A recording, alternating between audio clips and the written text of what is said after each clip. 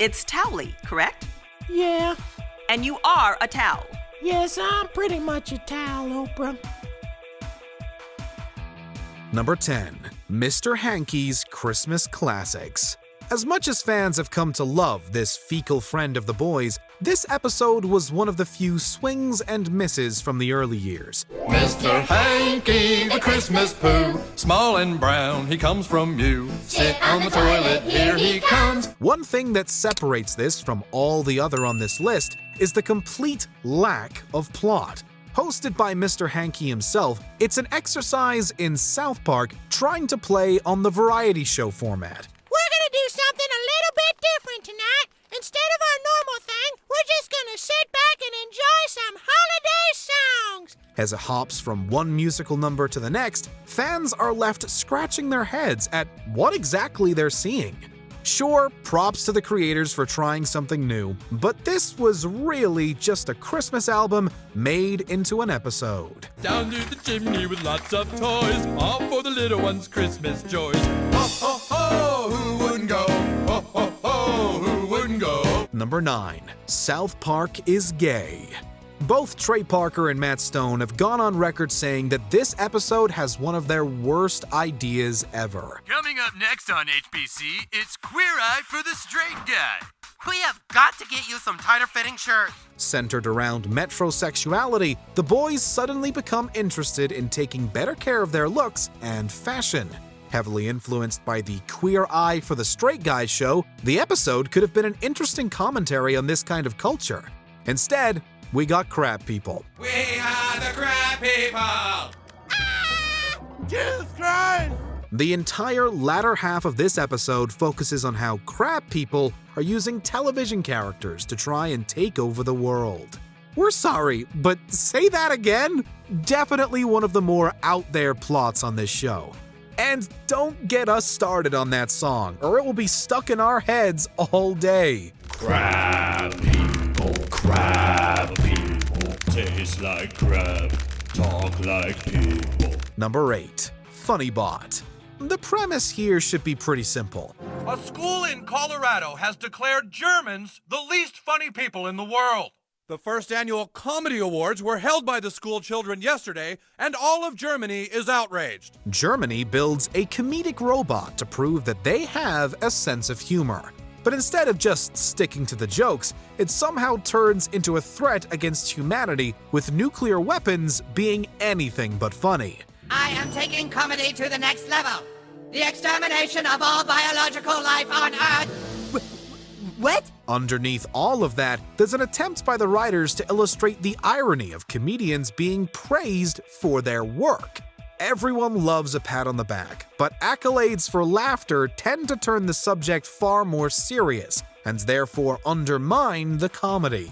We applaud them for the attempt, but the episode's message about comedy gets lost in all the bad Funny Bot jokes. Non sequitur. Other comedians are unnecessary. Funny Bot must finish routine. Number 7.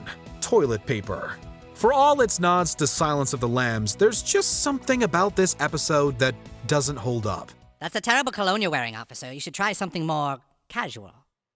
I was hoping you could help me solve a toilet papering case. Kids have been pranking people for years with rolls of toilet paper and trees, so catching the boys pull this off is about the only entertaining part of the episode.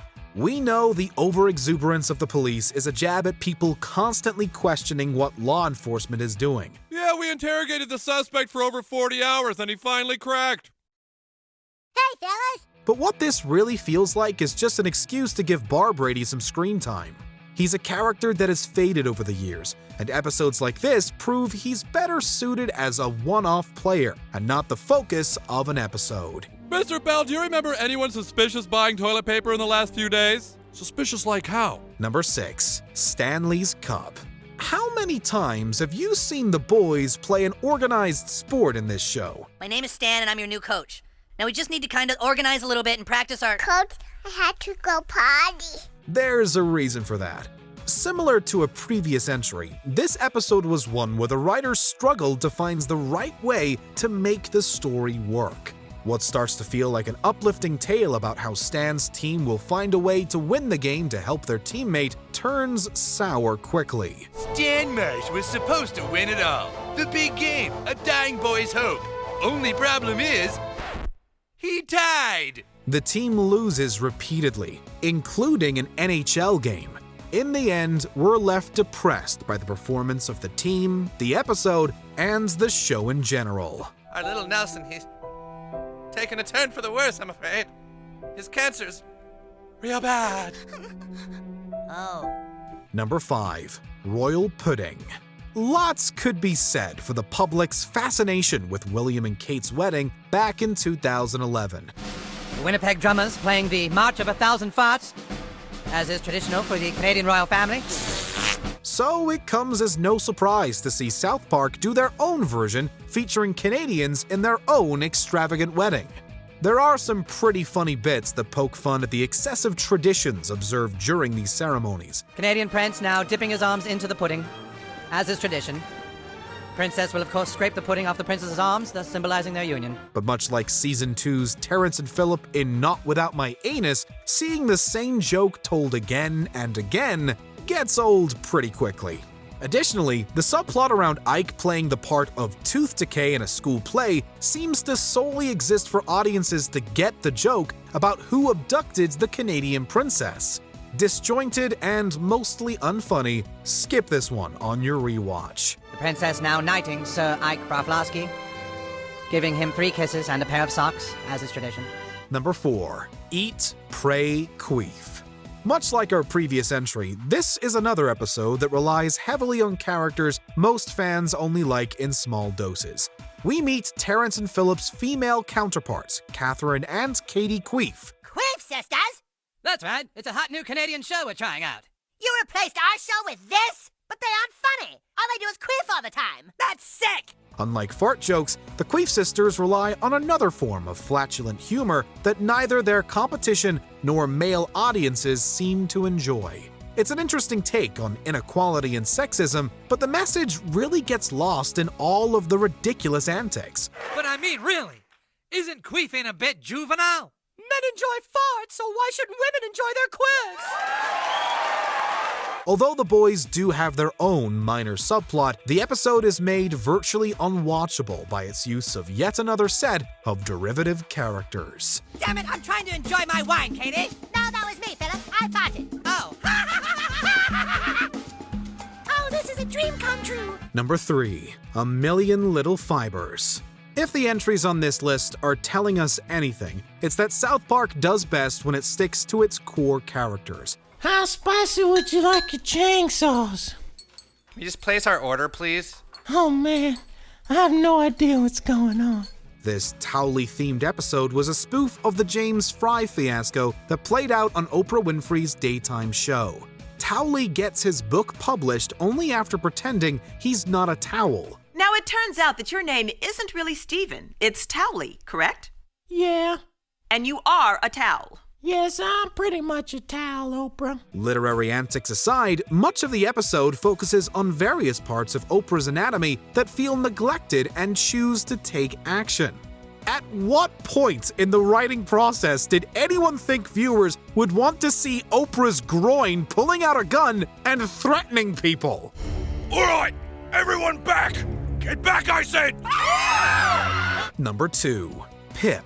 First off, we have to acknowledge the fact that getting Malcolm McDowell to narrate and appear in this episode is the only highlight of this Season 4 flop. Hello, I'm a British person.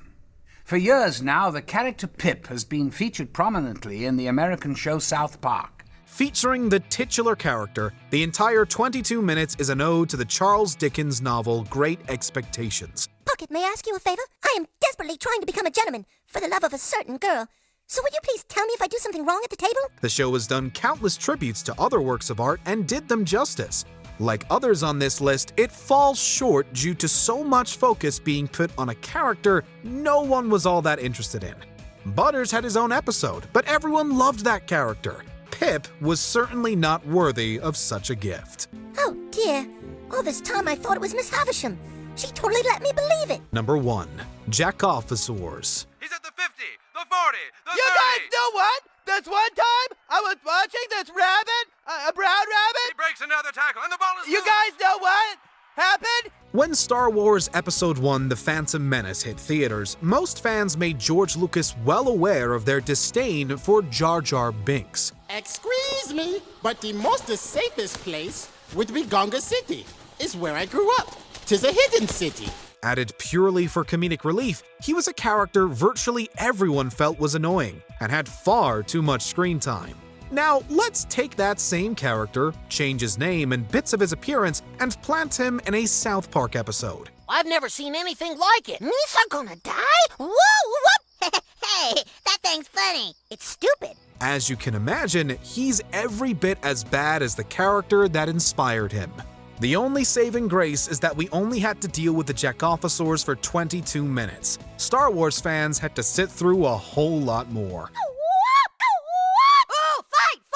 School! I like school! School! I like school!